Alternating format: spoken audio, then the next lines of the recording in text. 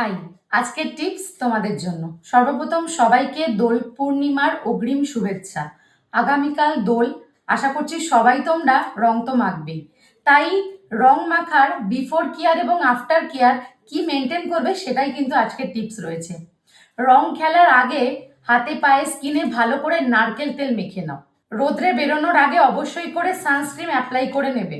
যারা ভাবছো একটু মেকআপ করে রং খেলতে যাবে, তারা অবশ্যই অতিরিক্ত মেকআপ করবে না, স্কিন কিন্তু রঙের থেকে রিয়াক্ট করতে পারে। হালকা ন্যাচারাল মেকআপ করার চেষ্টা করবে, অতিরিক্ত প্রোডাক্ট ইউজ করবে না। আর যারা অলরেডি কোনো ট্রিটমেন্টের মধ্যে রয়েছে, যেরকম laser treatment, chemical peel treatment বা মাইক্রোনিডলিং জাতীয় যা কিছুই তোমরা রিসেন্ট করিয়েছো নিজেদের স্কিনে, তারা কিন্তু রং থেকে দূরেই থাকো।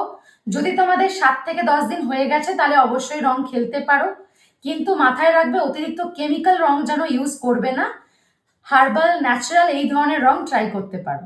আফটার কেয়ারে কি হবে, অতিরিক্ত রং মেখে স্কিন গরম হয়ে যায়, কারোর কারোর র্যাশও বেরোতে পারে।